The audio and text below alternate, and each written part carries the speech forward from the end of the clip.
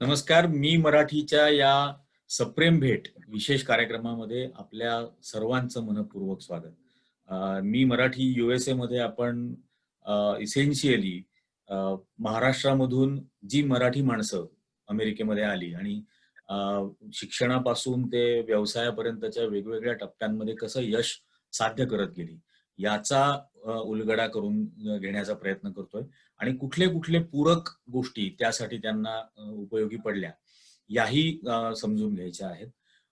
आजच्या या भागामध्ये मी आपले पाहुणे आहेत, मी स्वागत करतो सुनील देशमुख सरांचं.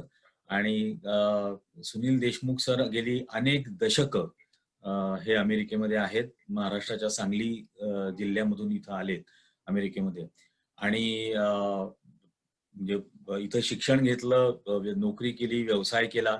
आणि आता महाराष्ट्र फाउंडेशन नावाचं जे फाउंडेशन आहे, जे वेगवेगळ्या प्रकारच्या सामाजिक सेवांसाठी महाराष्ट्रामध्ये पुरस्कार देत असतं. गेली 26 वर्षापासून 70-80 लाख रुपयापर्यंत वार्षिक ते पुरस्कार दिले जातात.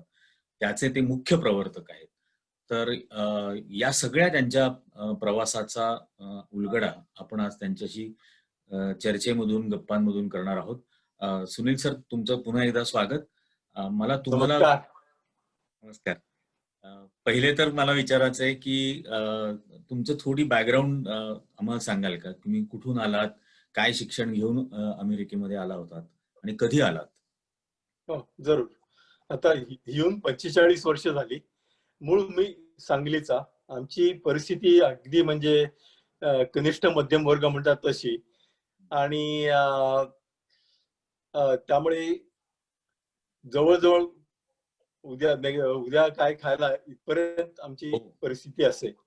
परंतु तसा मी हुशार विद्यार्थी होतो, पण किमान मी SSC ला बोर्डात चौथा आलो, त्यामुळे हुशार विद्यार्थी असा एक कपाळावर एक शिक्का पडला. आणि मला तसा मी कवी मनाचा होतो, मला समाजासाठी काहीतरी करायचं होतं वगैरे वगैरे. पण आमचे वडील म्हटले की बाबा रे, आपल्याकडे दातावर मारायला नवा पैसा नाहीये, आमच्या वडिलांचे शब्द. तेव्हा तुझी रोजी रोटी तू कमावली पाहिजे. तर ते म्हटले की मला वकील व्हायचं होतं वगैरे आणि देशाची सेवा करायची. म्हणजे वकील माशा मारतात, तर तुला रोजीरोटी कमवायला तू इंजिनियर किंवा डॉक्टर हो. आणि त्या काळात मला रक्त वगैरे म्हटलं की चक्कर यायची, त्यामुळे मग मी इंजिनियर झालो. असं बेसिक प्रवास. आणि त्यानंतर ऑफकोर्स मी UDCT म्हणून मुंबईला केमिकल इंजिनिअरिंगला गेलो, केमिकल इंजिनिअरिंग केलं. आणि तिथून त्या काळात IIT, UDCT या सगळ्यांच्या असे म्हणजे गाडी जशी भोगतात या आत जाते आणि दुसऱ्या एंडी बाहेर येते, तशी अख्खा वर्गाच्या वर्ग या एंडी आत जाऊन दुसऱ्या एंडी अमेरिकेत बाहेर यायचा, तसं मी पण.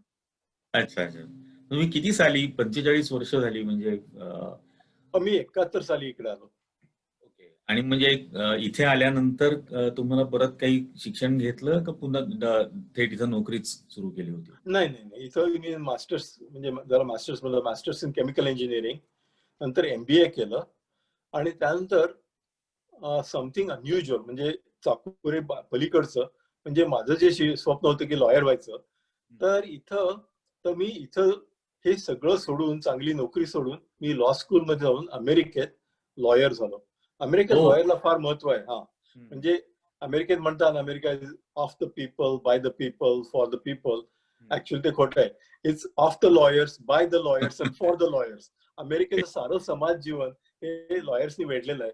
त्यामुळे I wanted to join the winning team, म्हणून मी लॉ स्कूल मध्ये गेलो आणि लॉ पण मग आता म्हणजे अमेरिकेत तुम्ही पहिल्यांदा मास्टर्स केलं, पण मग इथल्या फी स्ट्रक्चर वगैरे हे सगळं कसं उभं करू शकलात त्या काळात? नाही, त्या काळात तुम्हाला स्कॉलरशिप मिळाल्याशिवाय तुम्हाला शक्यच नाही ना. त्यामुळे त्या काळात माझ्याकडे अमेरिकेला यायला सुद्धा पैसे नव्हते. ज्या कॉलेजने मला ते दिले त्याला मी आलो. त्यामुळे इतकं म्हणजे आमचं गणित इतकं बळबोद होतं. एक्झॅक्टली. त्यामुळे ते परंतु अमेरिकन युनिव्हर्सिटीचं इतकं वैशिष्ट्य आणि इतका चांगलं आहे की ते टॅलेंट हेरून अशा टॅलेंटच्या मुलांना ते स्कॉलरशिप देतात, इकडे आणायला पैसा देतात वगैरे वगैरे. कारण या टॅलेंटची मुलं पुढे काहीतरी शोध लावतील, पुढे काहीतरी करतील, हा त्याचा विश्वास. मला एक म्हणजे नेहमी हा वाटणारा प्रश्न आहे, कारण काही कॉलेजेसमध्ये मी पण याआधी अमेरिकेतल्या बोलायला गेलो होतो विद्यार्थ्यांशी. पण हा. मला जे लक्षात आलं की खूप प्रश्न विचारतात मुलं. आणि हे एकदम भारतामध्ये वेगळं होतं, की होय म्हणजे होय भारतात मी अनुभव असा घेतला होता की कोणीतरी प्रश्न विचारायला लागल्यानंतर प्रोफेसरने त्याला गप केलं होतं, की तू हाऊ कॅन यू क्वेश्चन, अशा पद्धतीने. तर आणि मला ते खूप जाणवलं, कारण मला असं वाटतं की ते प्रश्न विचारल्यामुळे ते क्रिटिकल थिंकिंग पुढे डेव्हलप होतं. तर करेक्ट. असा तुमचा अनुभव काय होता शिक्षण पद्धतीतल्या फरकाचा? नाही, अगदी तोच आहे की इथं सगळं खुलं वातावरण आहे. पहिली गोष्ट म्हणजे प्रोफेसर तुम्हाला, मला अरे म्हणा म्हणतो, की टॉम किंवा जॉन असं मी त्या प्रोफेसरला म्हणतो. हो. पण सर वगैरे ही पद्धत तिकडे नाही. आणि दुसरी गोष्ट म्हणजे क्रिटिकल डायलॉग मधनं शिकतो, याला सॉक्रेटिक मेथड म्हणतात. प्रश्नोत्तरातून लोक शिकतात, त्यामुळे तो तुम्हाला एनकरेज करतो की मला अधिक प्रश्न विचारा, मी म्हणतो ते खोडून काढा आणि त्याच्यावर वेगळा विचार मांडा. म्हणजे मास्तर तुम्हाला एनकरेज करतो की तुम्ही वेगळं थिंकिंग करा, तुमचं क्रिटिकल थिंकिंग वाढावं, यासाठी शाळा आहे. घोका आणि ओकासाठी इथं शाळा नाही. त्यामुळे आमच्याकडे परीक्षा होती ती ओपन बुक असते, कुठलंही हो. पुस्तक आणा, कारण जे प्रश्न असतात ते त्याची उत्तर कुठे अशी पुस्तकात एबकडं घोकून दिलेच नसतात. ते तुम्हाला विचार करायला होतात, ऍप्लिकेशन करायला होतात. हा भारतीय आणि अमेरिकेच्या शिक्षण पद्धतीतला डे अँड नाईट डिफरन्स आहे. आपल्याकडे घोका आणि ओका, आणि ते अगदी अगदी. काय घोकतो, कशासाठी घोकतो, त्याचा आयुष्यात काय उपयोग आहे, आम्हाला काही पत्ते नसायचा. नुसतं घोका नोका, ज्याची स्मरणशक्ती जास्त होतो पहिला.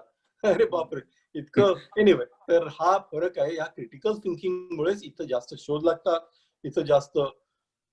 आणि त्यामुळे कोलॅबोरेशन पण होतं. तुम्ही एकमेकाला जेव्हा प्रश्न विचारता, ते काही त्याचा अपमान करायचा किंवा वगैरे असं नाही, लगेच माझा अपमान करतो असा जो मास्तरचा घेतात, हे सगळं जुन्या संस्कृतीचं लक्षण आहे, की गुरुला प्रश्न विचारत नाही ना त्याचा अपमान होतो.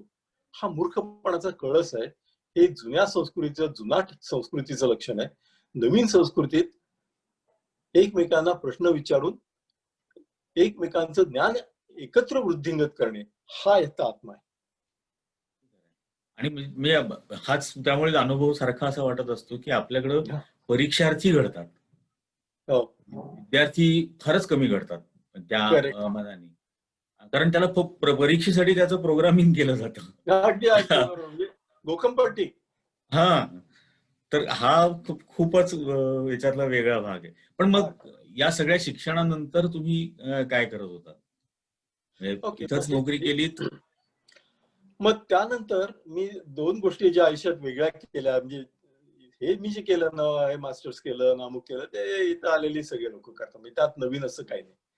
परंतु दोन ज्या गोष्टी मी वेगळ्या केल्या, की त्या काळात 40 वर्षापूर्वी जेव्हा आपलं इंग्लिश, आम्ही 8वीत अबकडे एबीसीडी शिकलो, त्यावेळी असं असताना इथल्या इंग्लिश याच्या जमान्यात मी लॉ स्कूलमध्ये गेलो. आणि दुसरी गोष्ट म्हणजे हे सगळं चाकोरीचं, कुठे केमिकल इंजिनिअरिंगची नोकरी करा वगैरे असं सोडून मी वॉल स्ट्रीट वरती, म्हणजे इथं जो लिधो वापरायचं कमॉडिटी ट्रेडिंगच्या व्यवसाय हो. करतो. इथं गोल्डमन सॅक्स नावाची एक कंपनी आहे, हो. One of the top in on wall street. त्यांनी मला, माझे कॉम्बिनेशन बॅकग्राऊंड हेरून त्यांनी मला तिथं कमॉडिटी ट्रेडिंगसाठी घेतला. म्हणजे हा लिधोचा बाजार, म्हणजे सांगलीचा एक घाटी, अमेरिकेत येऊन अमेरिकेचा मोठ्या प्रमाणातला जो लिधो बाजार कमॉडिटीचा तो करणे, हे एक फार वेगळेपण होतं.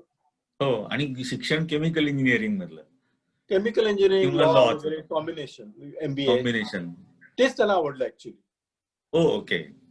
कारण आपल्याकडे सहसा असं नाही होत. खूप चाकोरीबद्ध हो, ते ट्रेड्स. चाकोरी असं झापड हा, पद्धती. म्हणजे कॉमर्सचं केलं तर तो अकाउंट्स मध्ये जाणार, नाही इंजिनिअरिंग नाही केलं तर इंजिनिअरिंगच करत राहायचं, असं नाही. काहीतरी हे आहे. आणि हा खूप वेगळा भाग वाटला. पण हा तुम्ही गोल्डमन सॅच बरोबर, म्हणजे आता ते जगभरामध्ये क्रेडिट रेटिंग वगैरे सगळं ते करत असतात, वेगवेगळ्या हो. देशांची सुद्धा. त्यांच्याकडे जॉब करत होतात का व्यवसाय तुमचा म्हणून केलात कमोडिटी ट्रेडिंगचा? तिथं कमॉडिटी ट्रेडिंगला काय असतं, तो जॉब असतो. परंतु ते काय करतात त्या जॉबमध्ये, तुम्हाला they give you billions of dollars too हो. Win or lose. म्हणजे ऍक्च्युली तो तुमचा व्यवसाय झाला ना. अर्थात तुम्ही, हो. इफ यू हो. Lose they throw you out, if you lose they throw you out, if you win they give you big bonus. म्हणजे एका परीने तो तुमचा अत्यंत धोक्याचा म्हणा किंवा जोखमीचा जॉबच आहे ना, आपला व्यवसायच आहे ना. आणि म्हणजे मला काल मी 1-2 जणांशी मीही आधी बोलत होतो, पण मला हे जाणून घ्यायचंय की अमेरिकेत जर व्यवसाय करायचा असेल, तर हा, ती किती सुलभता आहे आणि ती कशी म्हणजे एस्टॅब्लिश केलेली आहे ती सुलभता? ते अतिशय सुलभ आहे. म्हणजे त्याच्या व्यवसायात आपल्याकडे 2 प्रकार असतात, की अरे मी कंपनी काढली वगैरे. म्हणजे कंपनी काढण्यातच पालकांचे 6-6 महिने जातात. म्हणजे आमच्याकडे कंपनी हो, काढायला साधारण ते 2 ते 3 मिनिटं लागतात. हो. हो. आणि ते सगळं वेबवर होतं. त्यामुळे सगळे औपचारिकता, टेक्निकॅलिटीज त्या सगळ्या गोष्टी अतिशय सुलभ आहेत. तर त्या दृष्टीने व्यवसाय करणं अतिशय सोपं. परंतु व्यवसायात काय करणार हा डोक्याचा भाग आहे. ते तुमच्या डोक्यावर अवलंबून आहे. ते तुमच्या कल्पकतेवर अवलंबून आहे, तुमच्या क्रिएटिव्हिटीवरती अवलंबून आहे. तो भाग तुमचा तुम्ही सांभाळला पाहिजे. पण बाकी सगळं तुमचा मार्ग ते सुलभ करून देतात. हायवे तुम्हाला आखून दिलेला आहे. हायवेवर कसं जायचं हे तुमच्या डोक्याने तुम्ही बाय द वे त्यात पुन्हा आपल्याकडे धंदा म्हणजे त्याला काही देणं घेणं वगैरे जे काय लागतं तसं इथं लागत नाही. हे पण तुम्हाला सांगतो. म्हणजे त्यायोगे हां, धंदा हा केवळ मेरिटवर होतो. तो असं म्हणजे कोणाचे हात ओले करा वगैरे अशाने होत नाही. हां. लायसन्सिंग आणि रेग्युलेशन्स 0-0. असं आहे. हो. कारण ते खूप कुतूहल होतं. इथं बरेच जणांशी मी बोलतो तर ते असं सांगतात, की आम्ही इतकी वर्ष नोकरी केली, मग व्यवसाय सुरू केला आणि मग ते कॅपिटल कुठून आलं असेल किंवा ते इतकं मोठा व्यवसायासाठीचं कसं उभारलं, हे बॅक ऑफ द माइंड प्रश्न येतच असतात. म्हणून मला अर्थात. मुद्दाम हे खरं जाणून घ्यायचं होतं. नाही त्या हां, कॅपिटल विषयी मी तुम्हाला 1 मिनिट सांगू इच्छितो, की भारतात एक कायम मी अशी रडकत आलो, पण आमच्याकडे पैसा नाही ना. आजकाल this is a creativity and innovation based economy. तुमच्याकडे खरोखरी आयडिया असेल, क्रिएटिव्हिटी असेल आणि तुमच्याकडे खरोखरी डोक्यात असेल, तर लोक पैसेवाले पैसे घेऊन लिटरली तुमच्या पाठीमागे लागतात. म्हणजे तुमच्याकडे म्हणतात सरस्वती असेल तर लक्ष्मी त्याचे पाय पुसते असं जे म्हणतात ना ते इथं तसं होतं. तर काय घेऊन सरस्वतीचा सगळे पाठलाग करते. हा एक्झॅक्टली.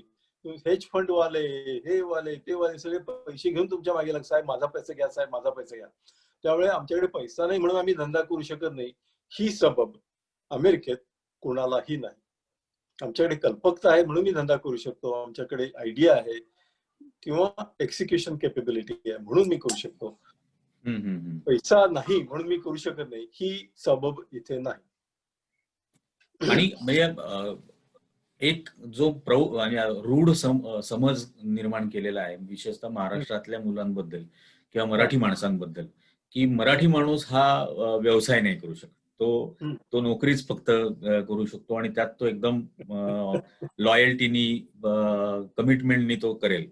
आलंच. कमिटमेंट आहे मराठी माणसामध्ये इतरांपेक्षा जास्त कमिटमेंट आहे, यात काहीच शंका नाही. हा. पण तो व्यवसाय करू शकत नाही आणि हा जो एक नोशन क्रिएट झालेला आहे. पण तो अमेरिकेत मात्र व्यवसाय करू शकतो आणि यशस्वी होऊ शकतो. हो, हो. इथं इथं बिलियनियर्स आहेत आमच्याकडे मराठी बिलियनियर्स आहेत. ओके. त्यामुळे आणि म्हणजे व्यवसाय केलेले.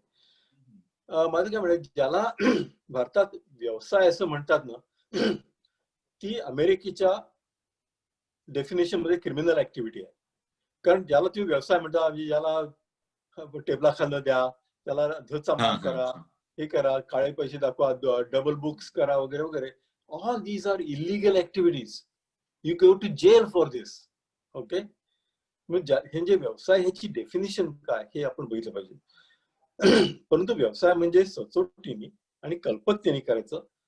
हा खरा व्यवसाय असेल तर त्यात मराठी मनुष्य प्रचंड पुढे जातो इथे. काही प्रॉब्लेम नाही. आता मी वॉल स्ट्रीटचं उदाहरण सांगतो. वॉल स्ट्रीट हा लिदोचा धंदा आहे. Wall street trading. तो हो, आज जर त्यात जर येणार आहे म्हणजे भारतीय वंशाची लोक कोण आहेत? मराठी आणि मद्रासी.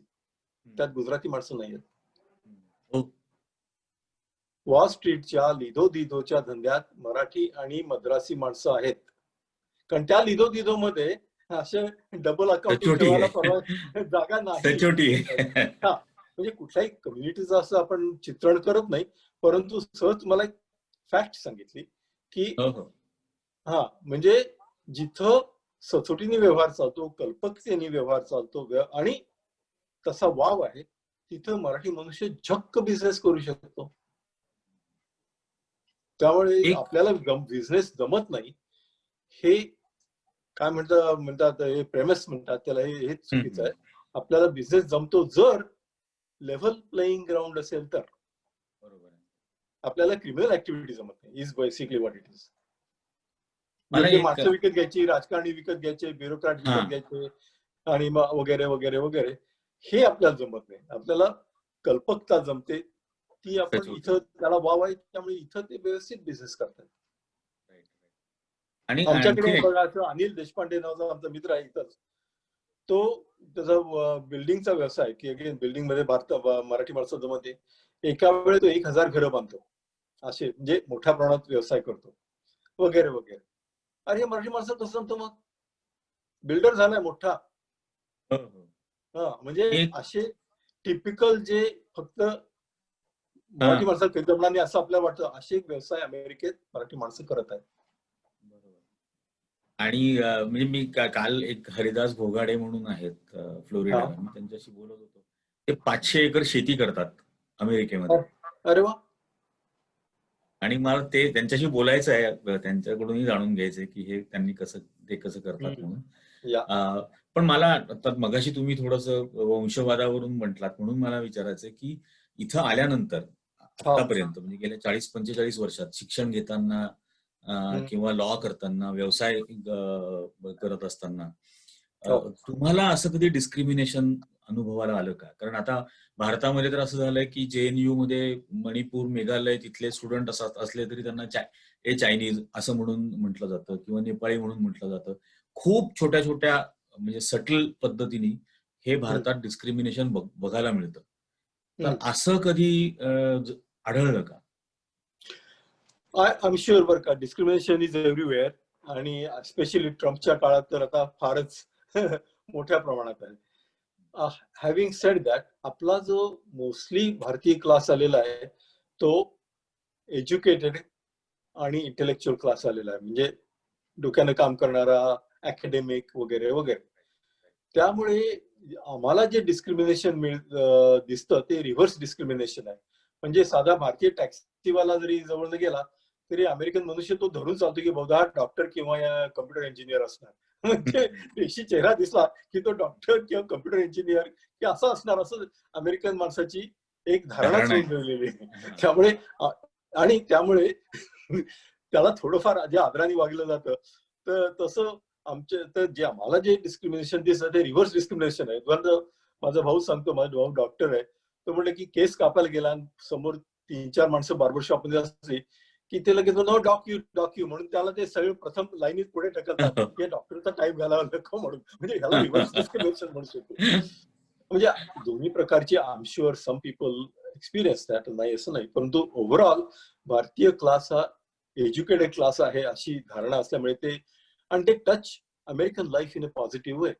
डॉक्टर असला की तो तुमचा जीव वाचवणारा वगैरे, की कम्प्युटर इंजिनियर तुमचं आयुष्य सगळं बदलणार, ही धारणा झालेली आहे. त्या योगे ते मत चांगलं असल्यामुळे इफ एट ऑल आमचे दिवस सुगीचे आहेत.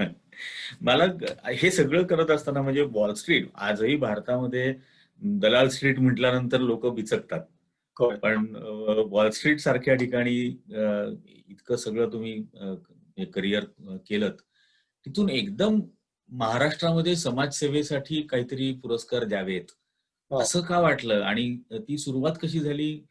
कुठल्या कुठल्या कॅटेगरीज मध्ये महाराष्ट्रात हे पुरस्कार दिले जातात आणि याच्या मागची धारणा काय आहे? हो, म्हणजे माझी मानसिकता म्हणा किंवा मानसिक बैठक ही कायम पुरोगामी होती. त्यायोगे काहीतरी समाजासाठी करावं ही धारणा माझ्या हृदयात कायम होती. आणि वॉल स्ट्रीट हे काय, दिस इज अ चक्र, म्हणजे त्या चक्रात तुम्ही बांधलेला असतात, त्या चक्रावर किती वेळ राहायचं, किती वेळ केव्हा उतरायचं हा तुमचा प्रश्न आहे. आणि माझा पुनर्जन्म वगैरे असल्या थोतांडावर विश्वास नाही, त्यामुळे या जन्मात जे काही करायचं या जन्मात केलं पाहिजे. त्यामुळे life is a matter of balance. त्यामुळे वॉल स्ट्रीटवरती भरपूर पैसे मिळतात आणि तेही मी मिळवलं, यात शंका नाही. परंतु if you have to do balance, what do you do with money and your time. मला एवढं एकच आयुष्य आहे, त्यातला टाइम हा महत्वाचा आहे. त्यामुळे आपण समाजाचं देणं लागतो, तेही कुठलं, आपले मायभूमीचं आणि आपल्या कर्मभूमीचं. त्यामुळे इथं पण मी भरपूर सामाजिक कार्य करतो, इथं मी पर्यावरणाचं काम करतो. त्यामुळे मी असा कॉन्शियस डिसिजन घेतला की वयाच्या 46व्या वर्षी हे सगळं सोडून देऊन मी सामाजिक कार्यासाठी पूर्ण वेळ द्यायचं ठरवलं. त्यामुळे त्याबाबत मी अतिशय आनंदी आहे की this was a great decision आणि Wall Street gave me the freedom to do it असं हे पण म्हणता येईल.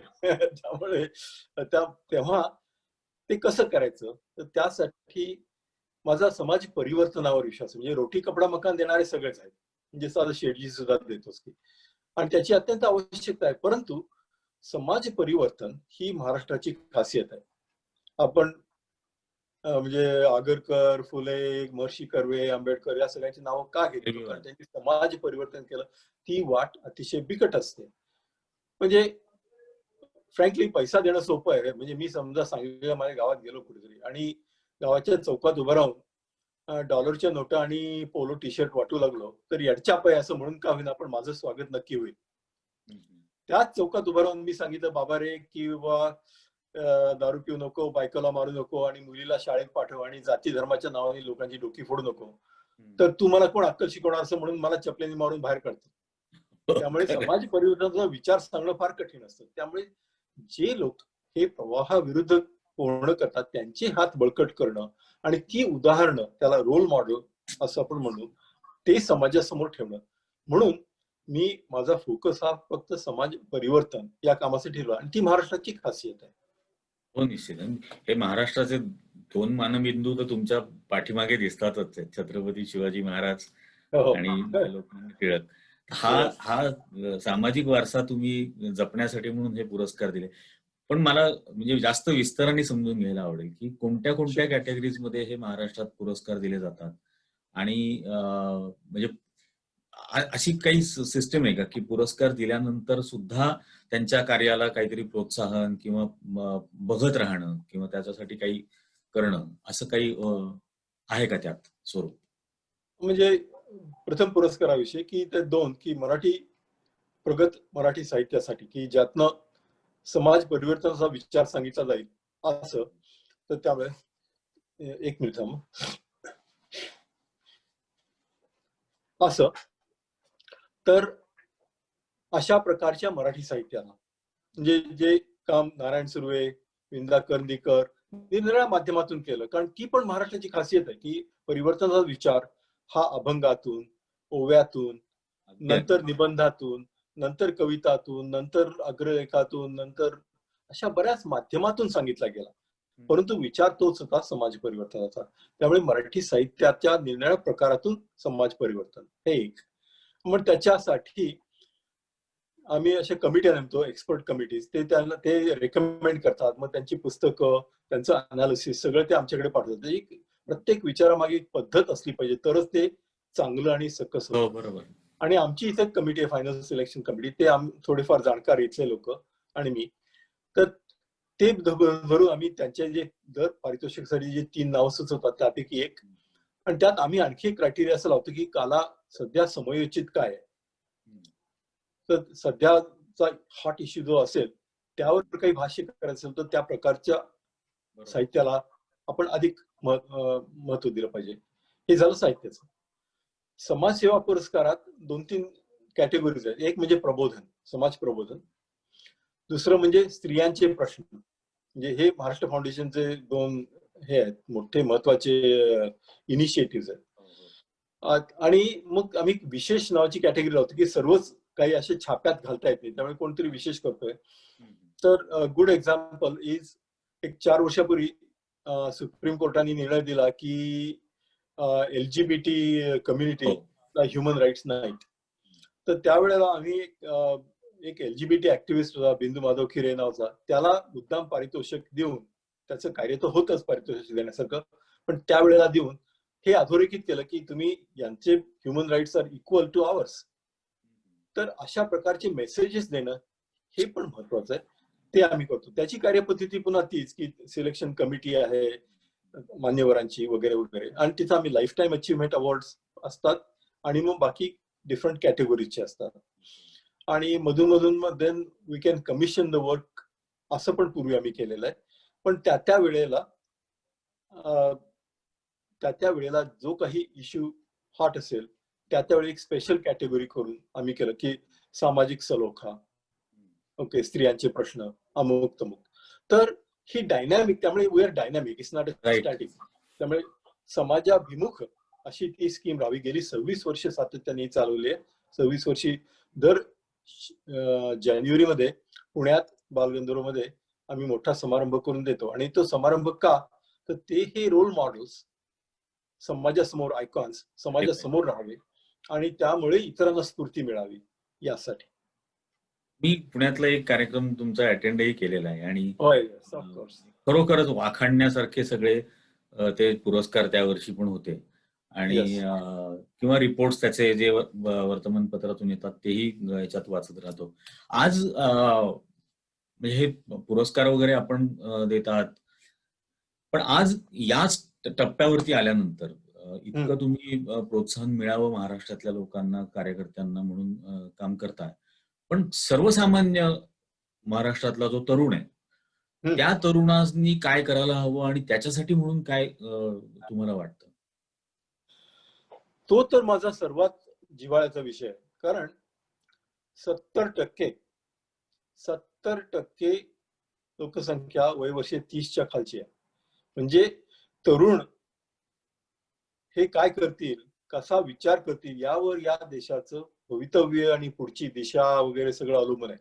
म्हणजे तुम्ही मी काय म्हणतो आणि काय करतो याला फारसं काही महत्व नाहीये, कारण त्यांच्या मानसिकतेवर ते सगळं अवलंबून आहे. त्यामुळे तरुणांची मानसिकता, ते यशस्वी होण्यासाठी काय केलं पाहिजे ह्याचा मी कायम विचार करतो, चिंतन करतो आणि त्याविषयी माझे काही त्यामुळे माझ्या विचारात काही स्पष्टता आहे की काय केलं पाहिजे, किंवा सध्याची त्यांची परिस्थिती आहे ती कशामुळे, याविषयी माझे काही स्पष्ट विचार आहेत.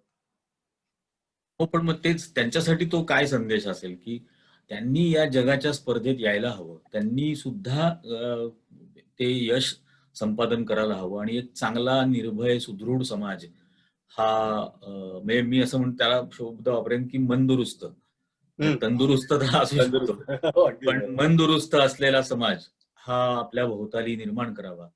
ते त्यांनी कसं करावं असं तुम्हाला याच्या मागे वाटतं?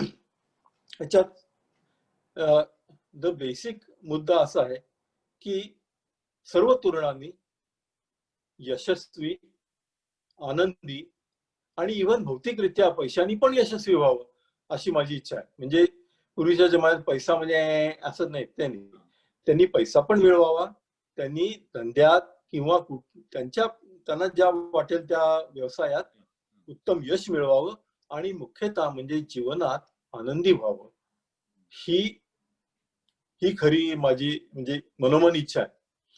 ते कसं होता येईल हा माझा म्हणजे how is the main thing. त्यासाठी काय लागतं, what is the formula for success. This is success. If this is success, भौतिक यश, पैसा, आनंद हा जर सक्सेस मानलं तर what is the formula for success. आणि माझ्या मते याचा आपण वैश्विक पटलावर विचार केला पाहिजे. म्हणून मी भारतीय तरुणांची नेहमी अमेरिकन तरुणांच्या बरोबर तुलना करतो. म्हणून लोकांना आश्चर्य वाटत की अरे पण त्यांच्याकडे असं आहे, त्याच्याकडे असे, ही कशी तुलना करतो. नाही, दोघेही आता लेव्हल प्लेइंग फील्डवर आहेत. म्हणजे कसं की there is no information gap. Google American तरुणाला जी माहिती देतो तीच भारतीय तरुणाला माहिती देतो. There is no information gap. How about intelligence gap. माझ्या मते, आणि मी हे सिन्सिअरली स्पष्ट सांगतो, मी आयुष्यात कधी खोटं बोललेलं नाही आणि तोंडलेखलं बोललोय. मुख्यतः म्हणजे भारतात जो तोंडलेखलेपणा चालतो वगैरे, आजपर्यंत मी एकदाही तोंडलेखलं बोललेलं नाही. तेव्हा मी स्पष्ट सांगतो की माझं असं अवलोकन आहे की भारतीय तरुण हा अमेरिकन तरुणा इतकाच किंवा काकणभर सरस अधिक हुशार आहे. कारण जरा हटके जरा बचके करून त्याचं स्ट्रीट स्मार्ट पण वाढलेलं आहे. त्यामुळे there is no information gap, there is no intelligence gap, परंतु there is a day and night difference in performance gap. म्हणजे अमेरिकन तरुणांचा परफॉर्मन्स आणि भारतीय तरुणांचा परफॉर्मन्स याच्या दिवस रात्र इतका फरक आहे, जमीन अस्मानाचा फरक आहे. असे का, याचं उत्तर आपण शोधलं म्हणजे सारं जग बदलायचे, तुमचं, माझी आणि भारतीय तरुणांची जीवनशैली आमूलाग्र बदलली. असे सारे शोध, सारे म्हणजे 99% नव्हे, 100%, असे सारे शोध हे वय वर्षे 18च्या खालच्या अमेरिकन तरुणांनी लावलेले आहेत. म्हणजे हे ऐकून सुद्धा लोकांना धक्का बसतो, अरे पण तुम्ही बघा फेसबुक केव्हा केलं? 16 वर्षी केलं साहेब. हा, स्टीव्ह जॉब्स वगैरे कम्प्युटर केव्हा केला? 18 वर्षी केला. आणि आता मग त्याच्यात तुम्हाला बाकी इंस्टाग्राम वगैरे सगळ्याची उदाहरणं देतात, पण ती तुम्हाला माहिती आहेतच. झुकरबर्गनी काय केलं, यांनी काय केलं, सर्गे ब्रिननी काय केलं. सगळ्या अमेरिकन तरुणांनी वय वर्षी 18च्या खाली तुमचं अख्खं आयुष्य जीवन बदलाव असे सारे शोध लावले. त्यावेळेला आपले भारतीय 18 वर्षाचे तरुण काय करत होते? जातीचा मोर्चा निघालाय, कुठल्या भावाच्या मागे, कुठल्या कोपऱ्यावर चकाट्या पिटत किंवा कुठल्या तरी परीक्षेसाठी घोकत. एकही शोध इथे का नाही लागला? ह्याच आपण अधिक सविस्तर विचार केला पाहिजे, तो मी केलेला आहे. तर तो जर तुम्हाला पाहिजे तर मी पुढच्या जरूर सांगतो. तर आता ही जी नवीन इकॉनॉमी म्हणतात ती आहे, it is a creativity based economy, it is a innovation based economy. कल्पकता आणि असे या बेसवर इकॉनॉमी, म्हणजे हामेण्या उचलून श्रीमंत व्हायचे दिवस केव्हा संपले साहेब. ओके, पण तुम्ही कल्पकता म्हणजे अमेरिकन तरुण हा कल्पकता म्हणजे इनोव्हेशन आणि क्रिएटिव्हिटी याच्यावर तो पुढे आलेला आहे. म्हणजे that is the very very म्हणजे सिक्रेट ऑफ सक्सेस. तर कल्पकता आणि क्रिएटिव्हिटी येण्यासाठी तुमचं मन खुलं लागतं. कोण कल्पक असू शकतो, क्रिएटिव्हिटी कोणाकडे असते? जो मनुष्य who is open minded to accept new ideas, to accept different ideas, to accept different people, to accept global people. म्हणजे हे ते आपलं नाही असं म्हणून लगेच झटकून टाकायचं, हे ते नको आपल्याला, हे आपलं नाही, हे आपल्या संस्कृती बसत नाही, हे आपल्या असे निरनिराळे तट आणि दऱ्या लावणे हे अमेरिकेत नाही. अमेरिकन तरुणाची मानसिकता अतिशय ग्लोबल आहे, विशाल आहे. तो स्त्री पुरुष समानता मानतो. मग जर अमेरिकन तरुण खरोखर यशस्वी आहे आणि ही मानसिकता हे जर त्याचं गमक आहे, तर ती काय आहे मानसिकता हे आपण प्रथम समजून घेतलं पाहिजे ना. तर तो अतिशय ओपन माइंडेड आहे, तो स्त्री पुरुष समानता कडक मानतो, तो सेक्युलरिझम अतिशय कडकरित्या मानतो आणि आयुष्यात फॉलो करतो. 35% किमान अमेरिकन तरुण हे निरीश्वरवादी आहेत. आणि हो यस, आणि निर्णय सर्वे आहेत त्यात ऍक्च्युली जास्त असतील, पण तो म्हणजे. आणि या सर्व तरुणांनी स्त्री पुरुष समानता वगैरे म्हणजे हे ओपन माइंडेड, हे पुरोगामी मानसिकते, या सगळ्याची गोळाबेरीज केली त्याला एक शिक्का मारायचा आहे तर अमेरिकन तरुण हा कडकडीत पुरोगामी मानसिकतेचा आहे, तो ओपन माइंडेड आहे. हे त्याच्या क्रिएटिव्हिटीचं आणि त्यामुळे सक्सेसचं गमक आहे. म्हणजे पुरोगामी मानसिकता हे अमेरिकन तरुणाच्या भौतिक यशाचं आणि म्हणजे इव्हन पैसे मिळवण्याचं आणि आनंद मिळवण्याचं गमक आहे. आणि 100% यश त्याचं आहे साहेब, म्हणजे 100-1, 100-0 असं त्याचा स्कोर आहे. या विरुद्ध आपला तरुण काय करतो? आपला तरुण, मराठी तरुण अनफॉर्च्युनेटली त्याचं एक पाऊल 11व्या शतकात आणि दुसरं पाऊल 21व्या शतकात. त्याला बरोबर पेंटीएम चिपचा मोबाईल फोन वापरता येतो, कम्प्युटर वापरता येतो, त्याला मोबाईल फोन वापरता येतो, सगळे त्याचे ऍप वापरता येतो वगैरे वगैरे. पण गंध लावल्याशिवाय, त्या ऍप वरती पूजा केल्याशिवाय वगैरे त्याला वापरता येत नाही. त्याला वाटतं नाही तर माझा ऍप चालणार नाही. 11व्या शतकात काय झालं होतं वगैरे ही चर्चा करण्यात त्याची मानसिकता अडकून पडले. जाती धर्मावरून इतरांचा द्वेष करण्यात त्याची मानसिकता अडकून पडले. त्याची मानसिकता स्त्री पुरुष समानता अतिशय न मानणारी आहे. त्यामुळे ती जुनाट बुरसट परंपरावादी रूढीवादी अशी मराठी तरुणांची मानसिकता आहे. आणि म्हणजे परवाच मी बघितलं तर कुठल्या तरी एका बाबाजींनी सांगितलं की कुठल्या तरी म्हणे की अमुक दिवशी तुम्ही संघ केला तर मुलगा होतो, अमुक दिवशी संघ केला तर मुलगा होतो. त्याच्यावर कोणी टीका केली तर 10 लाख तरुण त्याच्या बाजूनी, बाबाच्या बाजूने आले. तरुणीवर बलात्कार झाला तर तिच्या बाजूने यायला 2 तरुण पण मराठीत आले नाही. म्हणजे ही तर मराठी तरुणांची बॅकवर्ड लुकिंग मानसिकता आहे. असे जे क्लोज माइंडेड असतात, असे जे प्रतिगामी विचार सरणीचे लोक असतात, त्यांच्याकडनं क्रिएटिव्हिटी आणि इनोव्हेशन हे होणे शक्यच नाही. त्यामुळे ते काय करणार, पोपटपंची करणारे व कॉल सेंटरमध्ये जॉब बघणार किंवा काहीतरी असे रिपीट करणारे जॉब बघणार. त्यामुळे त्यांना यश मिळणे शक्य नाही. म्हणजे मी मला गॅरंटी करून सांगतो, ज्याची मानसिकता प्रतिगामी आहे तो आयुष्यात फेल नक्की होणार. मला पण म्हणजे याच्या अनुषंगाने म्हणून मुद्दाम आणखीन खोलात जाणारं विचारायचं आहे, की मला सुद्धा हे प्रश्न पडायचे, की असं का होतं? असं का होतं?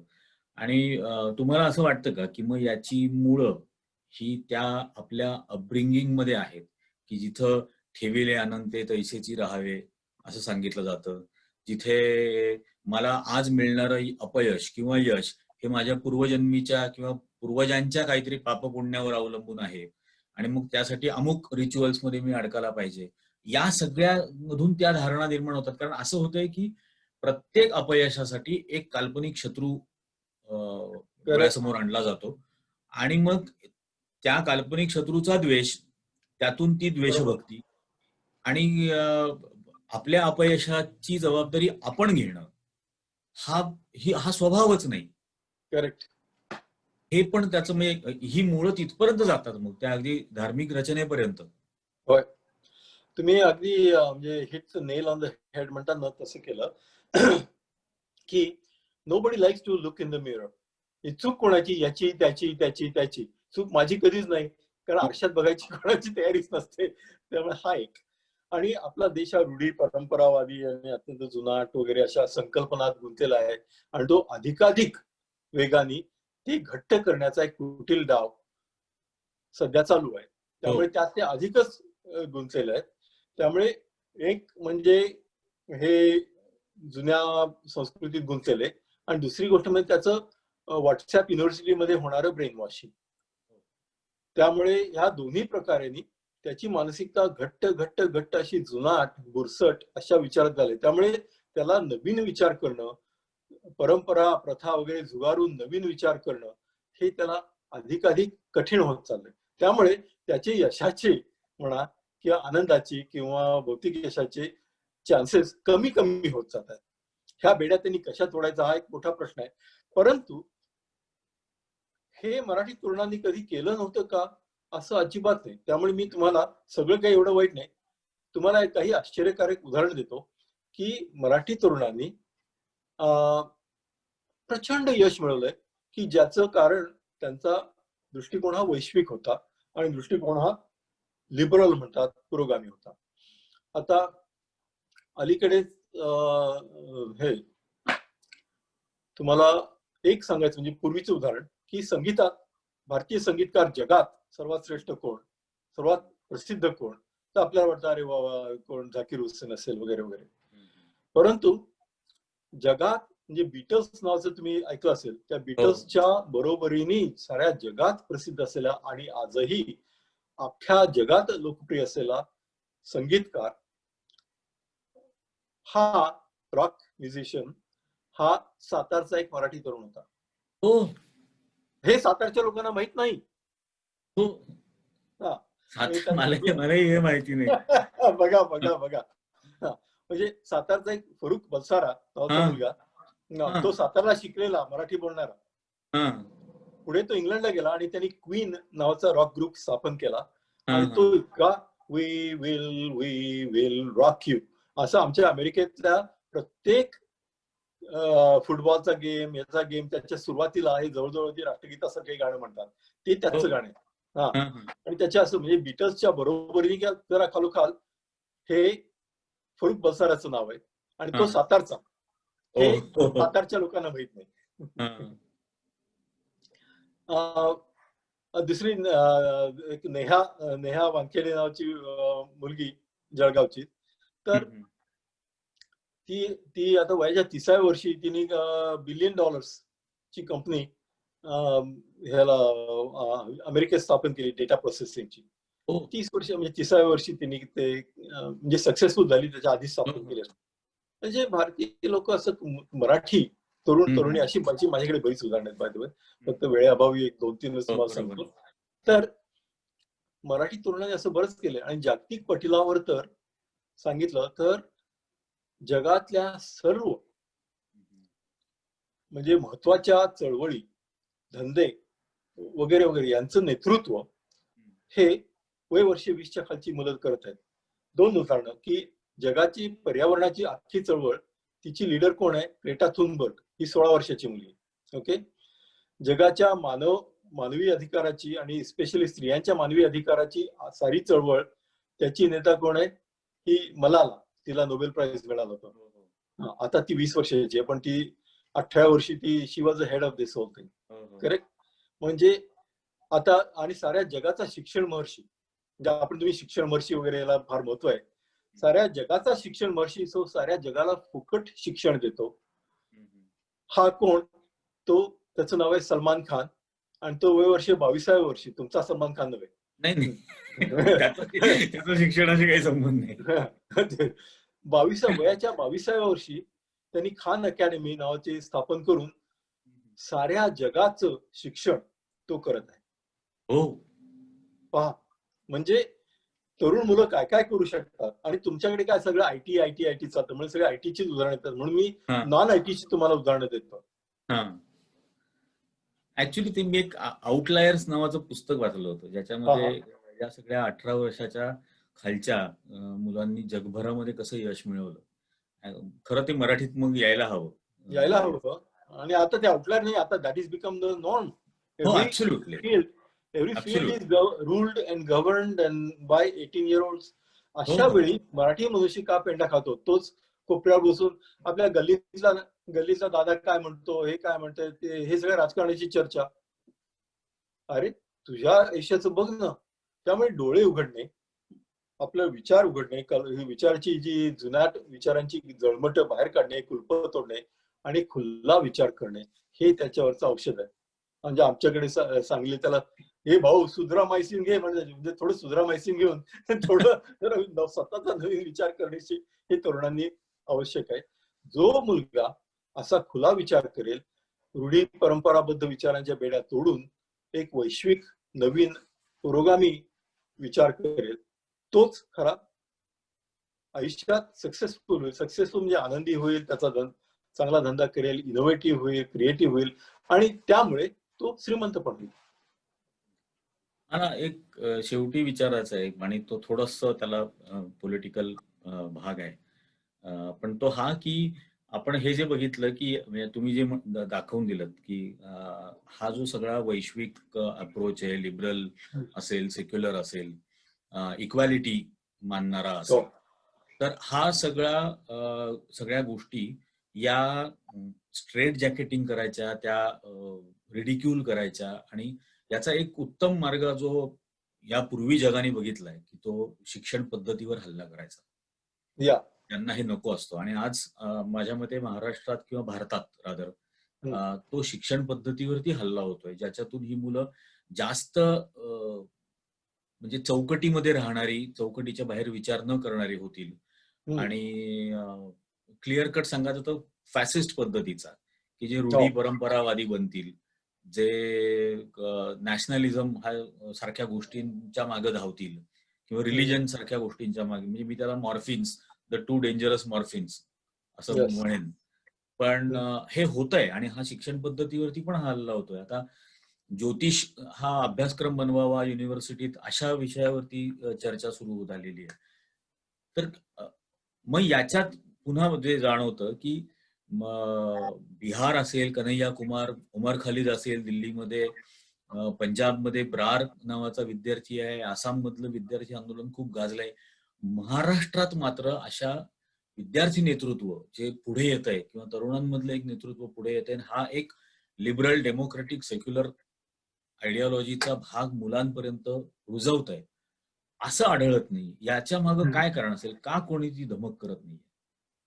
म्हणजे भारताचं राजकारण एवढ्या डिटेलमध्ये मला माहिती आहे, परंतु महाराष्ट्र ही तर साऱ्या भारताला दिशा देणारा प्रदेश होता ना. म्हणजे शेवटी अख्ख्या भारताचं नेतृत्व आपण म्हणून महाराष्ट्र संतांच्या काळापासून ते आजपर्यंत हे मराठी लोकांनी, विचारवंतांनी केलं.